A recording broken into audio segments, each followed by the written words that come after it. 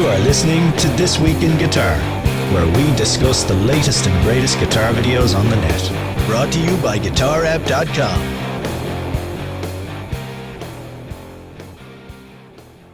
Hey Bryan, how are you doing this week? I'm spiffing. I think I need a more interesting way to answer that question if I'm going to ask it every week. I'll throw it back at you. How are you doing, Dan? I've got a bit of a cold actually, but apart from that, I'm pretty good. We'll look after you. So what have you been looking at on Guitar App and YouTube this week? Well, Paul Davids came out with a video called This Simple Riff Broke My Brain. And I've been trying to play it for the last 3 days, the riff, and it's breaking my brain. I think I just got it today, but the riff it's like a tongue twister or like a magic eye trick for a guitar player. You know, you have your 16 notes, 1E and a 2E and a 3E and a 4E. It's the 16 notes grouped in fives. And for every 4 notes in that 5-note grouping, you hit the downbeat with your thumb. So there's 2 parts kind of playing against each other. And it's just a bit of a nightmare to wrap your head around. I've seen how Tommy Emmanuel handles these kind of things. When he has a complicated part, instead of looking at it horizontally as multiple voices, like 3 or 4 voices being played simultaneously, he'll break down each second vertically and work out the mechanics of that individual chunk of music. And then you get that down, and once you break it down to like the small enough chunk, it becomes quite easy to play. And then you just like add these chunks together, and then suddenly you have a bar of this really complicated music where it's 2 or 3 things being played simultaneously, but you're not actually thinking of the 2 or 3 things. It's one part. And I think that's the approach here. But another thing that helped me was Konnakol. Do you know about Konnakol, don't you? I do, but why don't you tell us about it? Konnakol is an Indian language for rhythm, I suppose. Every subdivision of time would have like a word attached to it. 1 would be ta, 2 is taka, 3 is takita, 4 is takadimi, 5 is tadigenika, and then 6 would be 3 plus 3, takata takata, and 7, 4 plus 3, takadimi takata, or 3 plus 4, takata takadimi, and so on. And you can create these like really complex rhythms just by combining these words together. Like if I was to play 11/8 now, I wouldn't have a clue what to do, but I could mock it up in Konnakol by adding, say, 5 plus 3 plus 3. Tadigenika is 5, takita is 3. So tadigenika, takata, takata, tadigenika, takata, takata, tadigenika, takata, takata, tadigenika, takata, takata, tadigenika, takata, takata, bah. So you get a kind of a groove out of that. Like the flow of the word creates a groove. Like I like 7 to think of it as takadimi takata, because it kind of has a internalized groove in it. If you say it like takadimi takata takdum takta takdum takta takadimi takata takadimi takata takadum takta takdum takta. Or if you wanted a different 7, you could do 3 plus 4. Takata takadimi takata takadimi takata takadimi takata takadimi ta. But in the Paul Davids example, you have your 16th notes, takadimi takadimi takadimi takadimi. But he uses groups of 5, so I'll go from 4s to 5s. Takadimi, takadimi, takadimi, takadimi, tadigenika, tadigenika, tadigenika, tadigenika, tadigenika, tadigenika, tadigenika, tadigenika, ta. It's just a way easier way to hear it. And it's actually reminding me of another video by Antunes. He's the guy who takes viral videos and puts music over them. He takes these Indian singers doing Konnakol. I'll link it. And he writes the guitar music over it. It kind of sounds like Mattias Eklundh, who is a big user of Konnakol as well. That's where you learned Konnakol originally, wasn't it? I didn't actually. I learned it in college, but it was crazy to see that he was using it as well, because I didn't think it was widely known.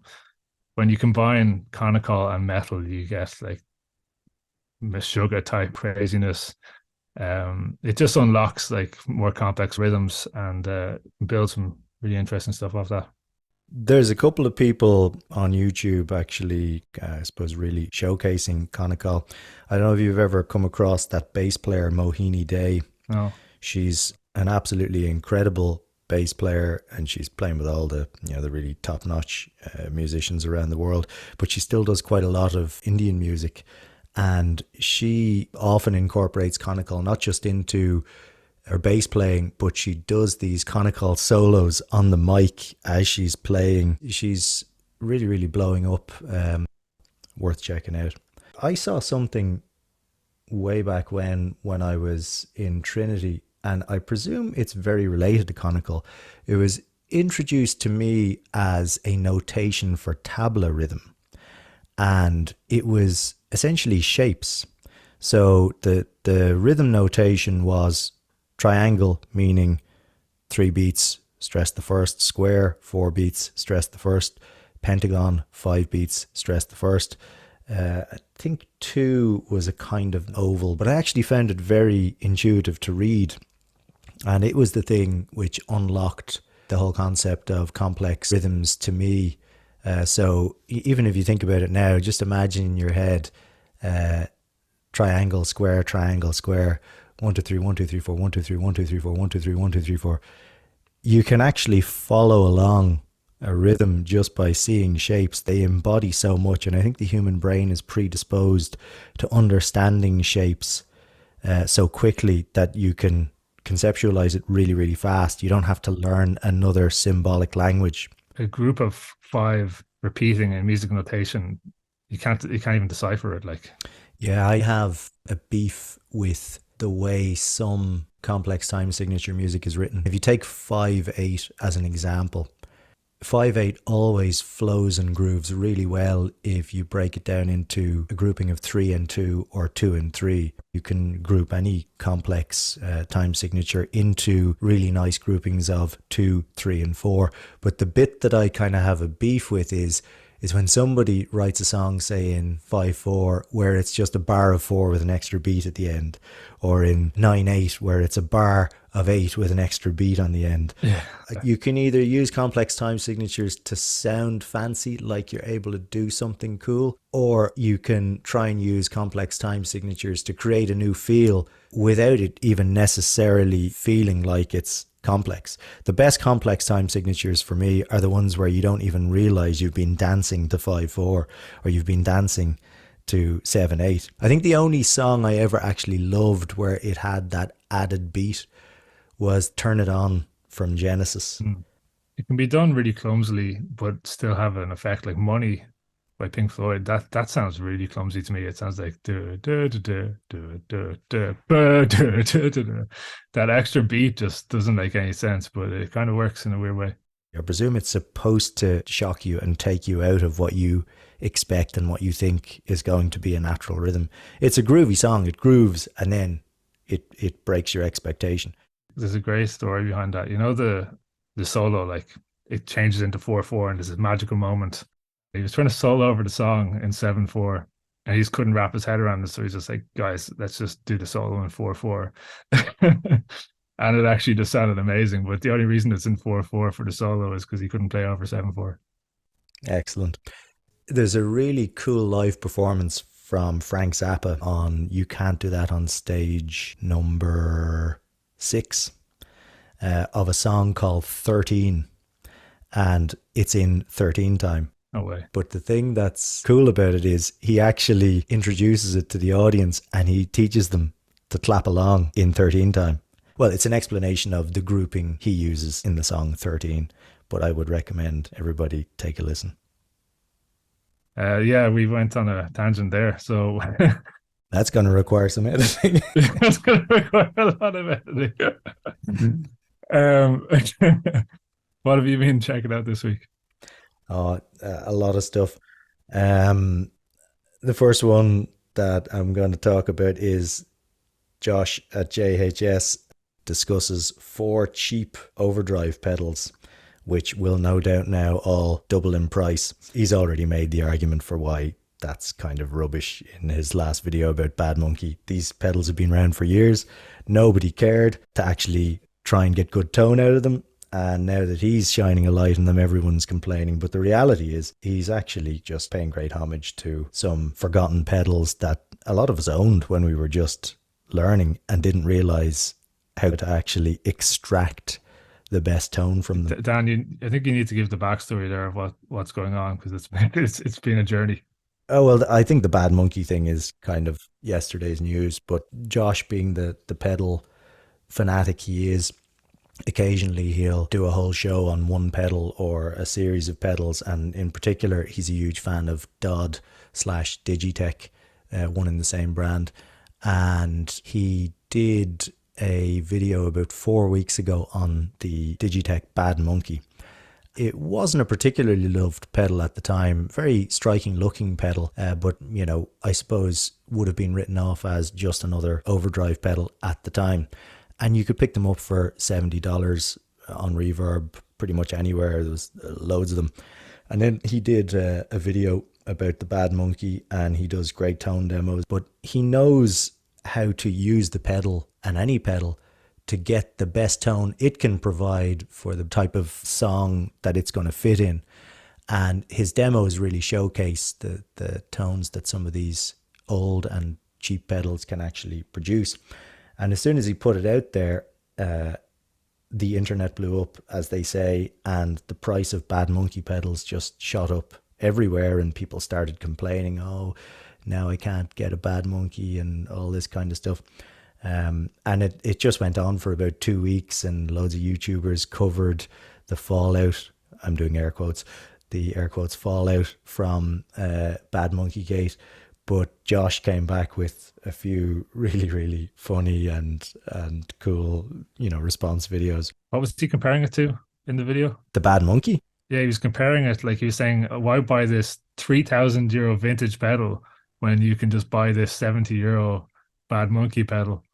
Yeah, he sets it up to sound very close to some of the really vintage boutique pedals, and that's kind of what everybody latched onto. But he's done this before, and the same thing didn't happen. He did a video on the Digitech Distortion Factory pedal, the DF7, and he shows how it can be used to achieve various classic tones.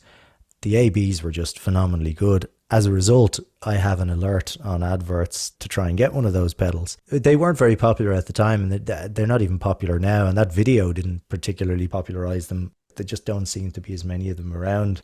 Anyway, this week, they set themselves a challenge to try and find 4 cheap overdrives under €100 that sound great. And he chose the Arion Tubulator, the EHX Lumberjack, the Mr. Black JDS50, and the Heyo Rust Driver.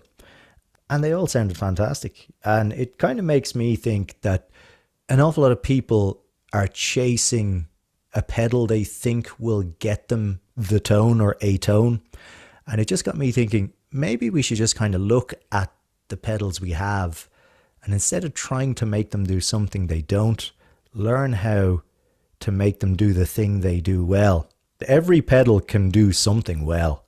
Or you could do the Tom Morello. He was tone chasing for years and years, and then he got an amp, and he had, I don't know, his Digitech whammy pedal, and he had a couple of stomp boxes, and he just said, this is it. This is what I have to work with.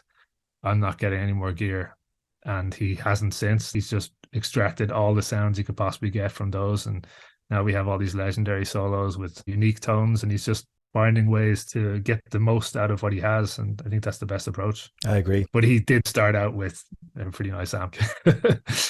It's like anything. I mean, a really good player, and I don't mean like virtuosic player, just somebody who plays really nice, tasteful stuff within the limits of their ability, they always sound great no matter what they play through. It's because they figure out, if they plug into a new amp or they plug into a new pedal setup and play a new guitar, they're trying to figure out what this setup does best. What can I do with this palette? And then they make great music that works on that palette. And in fact, it's quite inspirational too. I always find that I do more creative things with a limited palette than when I've got all the tools at my disposal. I just spend too much time trying things instead of knowing, well, this is exactly the only sound I have to work with. What's the best song I can make with this sound? It's a bit like when you pick up a guitar you've never played before, a new song comes out. Yeah. You would never have written it on your number one Strat, but all of a sudden a different scale length or whatever, and you're making different music. Likewise with tunings. Whenever you step outside your comfort zone or work with the palette you have, your creative mind, I think, goes into overdrive. I think that's probably why video game music from the early 90s and the 80s is still so popular to this day.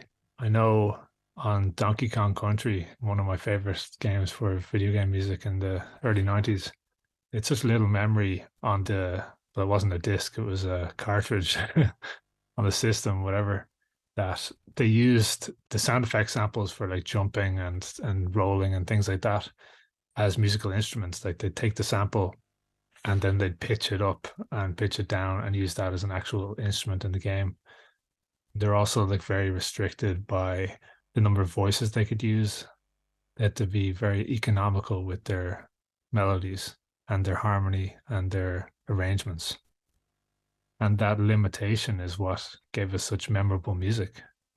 100%. Yeah, so that was the JHS 4 cheap overdrives. Check it out. What else have I been watching? I need better ways to to change between segments. Yeah, I saw this video by Rhett Shull called "This is what separates pro guitarists from the rest," and I immediately knew what this was going to be about. But can you take a guess? Phrasing? No. Time feel. Time feel, Dan. I thought that was bass players, pockets and whatnot. No, that's everybody. Would you rather play with a drummer who can add an extra note and create a time signature that isn't 4/4? Would you rather play with a drummer who plays 4/4 like AC/DC, you know? Yeah, 100%. I think I would definitely prefer to play with the AC/DC drummer. Phil Rudd, probably the most underrated rock drummer. No one plays like him. No, I agree. I studied music performance in college, and the first day we went into the class and the introduction was he turned on AC/DC Back in Black. The teacher turned on AC/DC Back in Black and it was like, that's groove. It was very cool. But the video was great. He was giving tips on how to improve your time feel. And one tip that I don't know how many people know, but when you're playing with a metronome, I think a lot of people just play with the metronome counting 1, 2, 3, 4, 1, 2, 3, 4.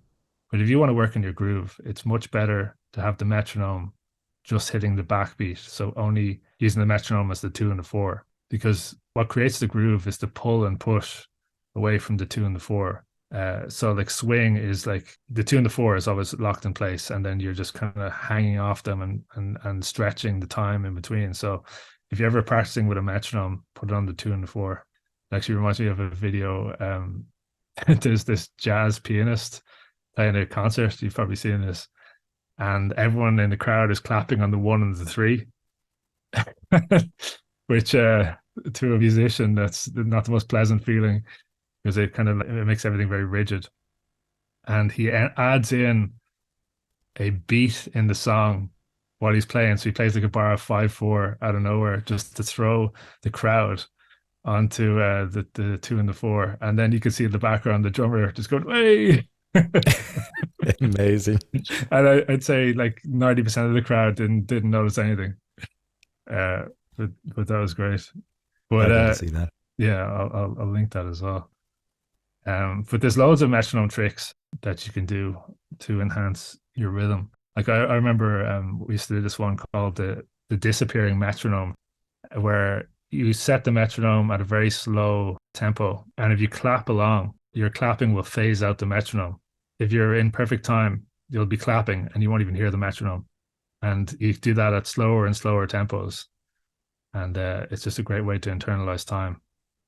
And you can also like set a metronome on a DAW or something and automate out the volume 10 seconds at a time, and try to keep playing and keep the groove going, and then the metronome will fade back in and hopefully you'll be in time.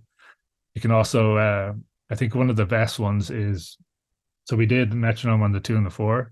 If you just pick like a random, the and of 3, can you play along with a metronome with the beep just on the and of 3?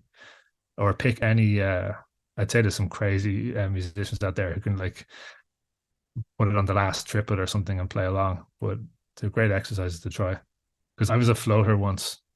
You know what a floater is? Going off grid? No, it's like, you know, the guitar players who just, there's no discernible time. It's just a flurry of notes. I realized at one point everything I was playing was some form of a triplet, and I've been making an effort to correct that. A note McFlurry. Yeah, no, McFlurry. I watched Jens Larsen's latest, which I thought was very useful. As you know, I'm trying to break into jazz. Always love listening. Never really cracked it for playing. I think Jens's videos are just fantastic in all respects. I've learned so much, even after playing for more than 25 years. It seems like every Jens video I watch teaches me something new. But in this one, he covers the 5 easiest songs to start learning if you're getting into jazz. And this is very useful for me even. But he comes up with, let me just pull them up, the 5 songs. He comes up with a list. And the list is Pent Up House by Sonny Rollins, Perdido by Juan Diaz, who was one of the Duke Ellington members, Satin Doll by Billy Strayhon, who's another Duke Ellington member, Afternoon in Paris by John Lewis, and Take the A Train again by Billy Strayhon of the Duke Ellington Orchestra. And he just works through each song and why it's useful to specifically focus on these songs. They're easy enough that you won't get bogged down and frustrated, and they each kind of teach you something useful, whether it's common form, AA, BA, or whether it's really good canvas to practice 2/5s and 2/5/1s in. So some of the songs have kind of enough key changes where you're still always playing 2/5s, but through key changes that you learn to hear out what those changes sound like.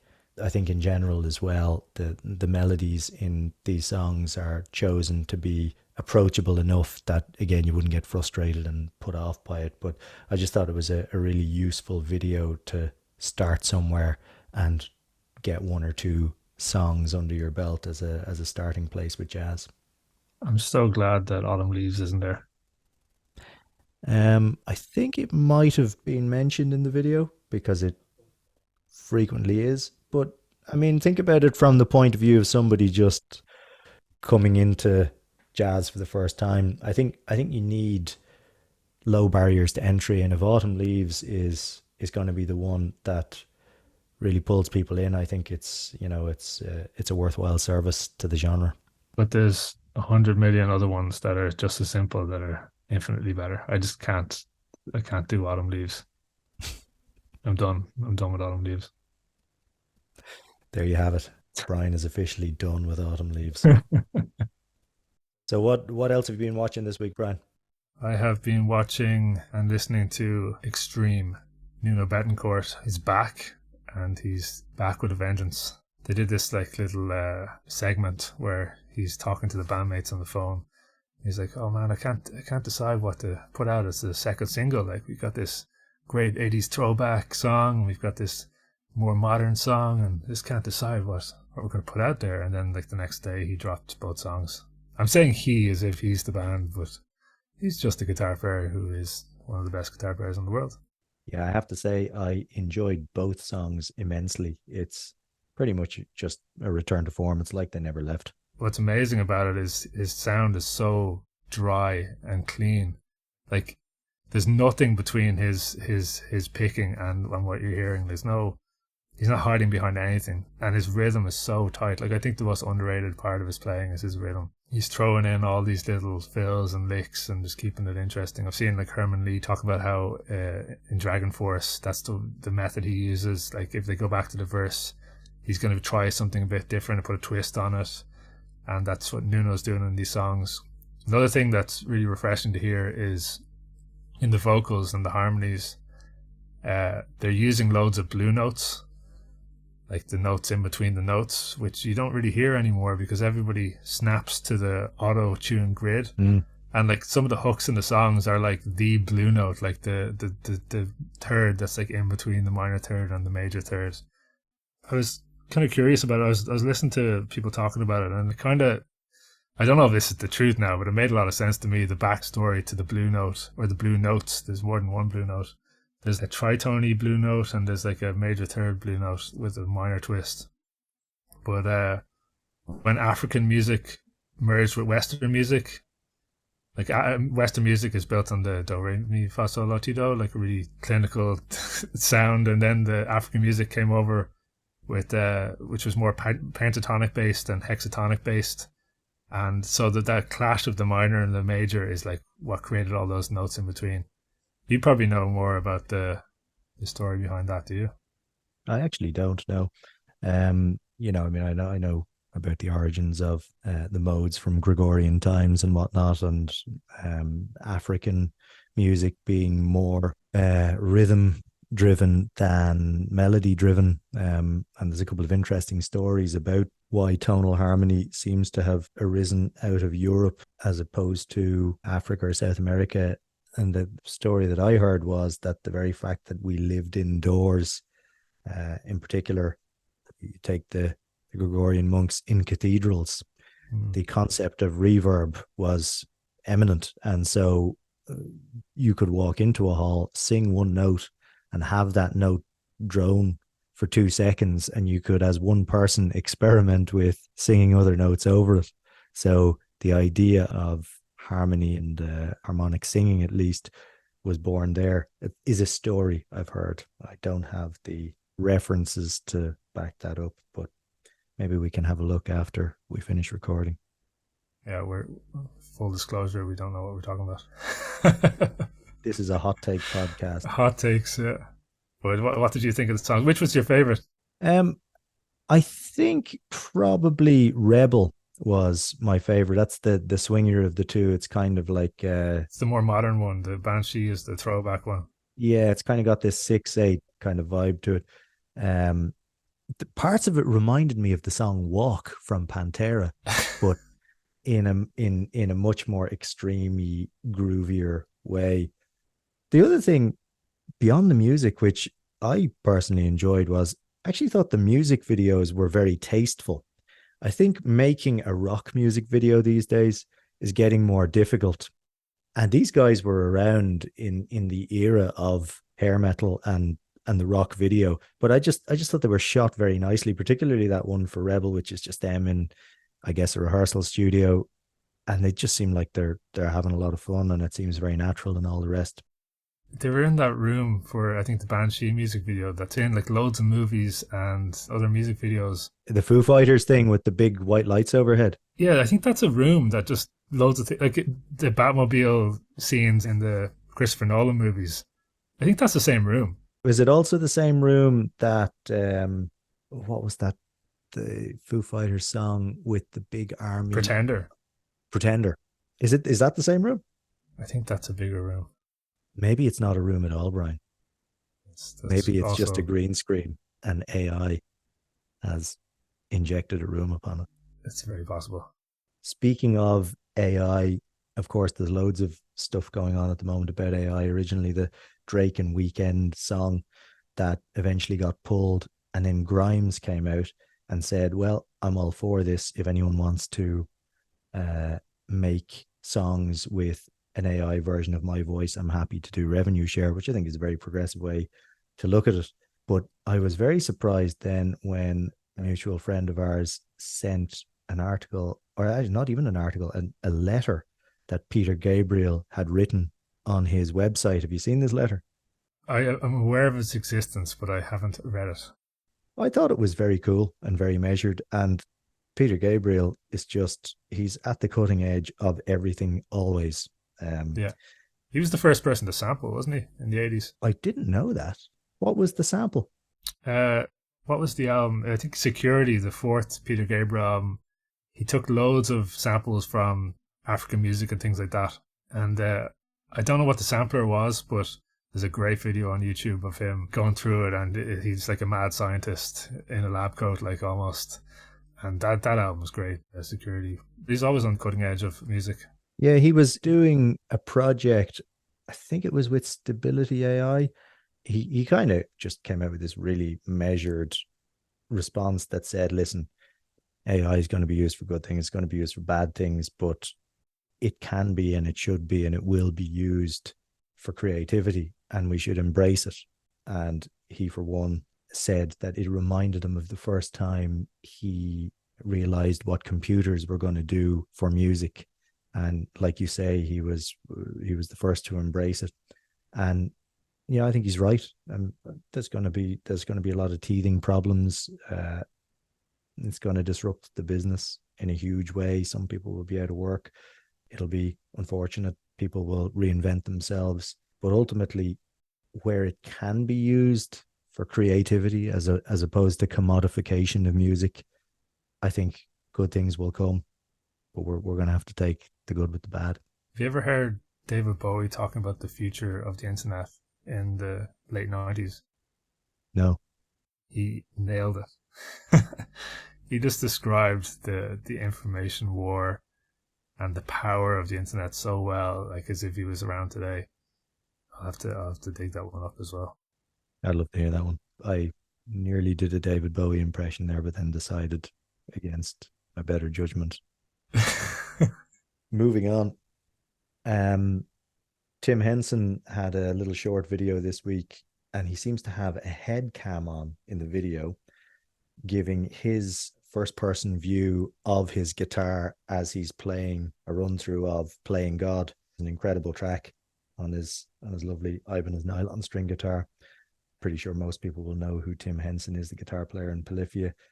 Absolute virtuoso. But the little text at the end of the video seems to indicate that he's going to be doing tutorials if you become a member of his YouTube channel. So that should be interesting, but definitely worth checking out. So what do you make of Polyphia and Tim Henson? I like his tattoos. His tattoos are pretty cool.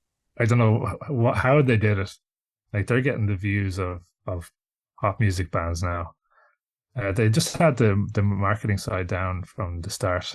A lot of the modern bands had that. Like Pliny, he had the whole visual side worked out very early on.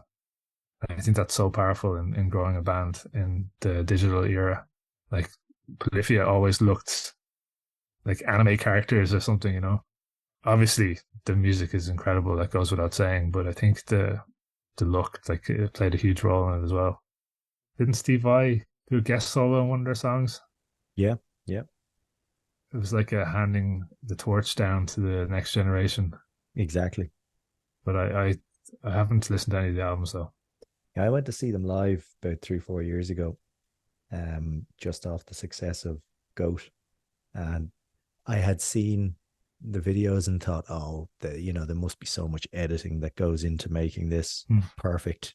And then I saw them live, and in a small venue, one of the venues here in Dublin, and they're just that good live as well. I just couldn't believe it. I was like, okay then. So the bar for guitar virtuosity has just been risen significantly higher than anything we've seen before. Yeah, what's going to happen next? But I did see him talk about when they're going out live, they do like different arrangements, because some of it is just, imagine the stress of having to play that every day. Being in one of those bands like on tour, is the amount of mental focus it takes.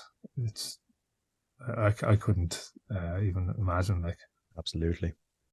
Anything else catch your eye this week? Anything else catch my eye this week? Actually, I did see that Rick Beato. We always have to mention Rick Beato. He's been asked to comment on the Ed Sheeran and Marvin Gaye case again, because that seems to be reaching some sort of resolution. I kind of dived back into that whole case, the copyright cases between Ed Sheeran, and he did. There was one against Marvin Gaye, and then there's one that was just absolutely outlandish. I can't remember what I think Shape of You. He was accused of having copied the line off someone else, but he decided, like, I'm going to put my foot down. This is ridiculous. I'm going to court over this. And I saw a great interview with him and his producer, who happens to be the Snow Patrol guitar player, talking about the mental toll it took on them to get through that. And they had to do it just to set a precedence, because it was getting ridiculous. All these people just accusing all these massive hits of having copied their 4 chords, and their point was, there's only 12 notes in music. there's only so many variations, and in pop music, like lyrics are very simple. Like the way to have a great message is to have a simple lyric. So you're obviously going to find examples that are similar. But then I think back to the blues. In the Marvin Gaye case, yeah, the song, Ed Sheeran song, if you strip away the vocal, it's the backing track to What's Going On by Marvin Gaye. But it's a new song. Like any blues song, it's the same case, like the same 4 chords, the same rhythm. There's thousands of songs that are uniquely recognizable. I think it just got out of hand, and Ed Sheeran is not settling in court like he has done in the past. He talked about his song Photograph when he was just taking off. He was accused of copying some other song, and he got the advice to just pay them off even though he hadn't copied the song. And he kind of ate at him for years, and then he took the stand with Shape of You. With the Marvin Gaye case, it's a bit, there is a case there, you know, the backing track does sound very similar, but I think we need to get over this in music. Like all the great composers steal is the quote, you know.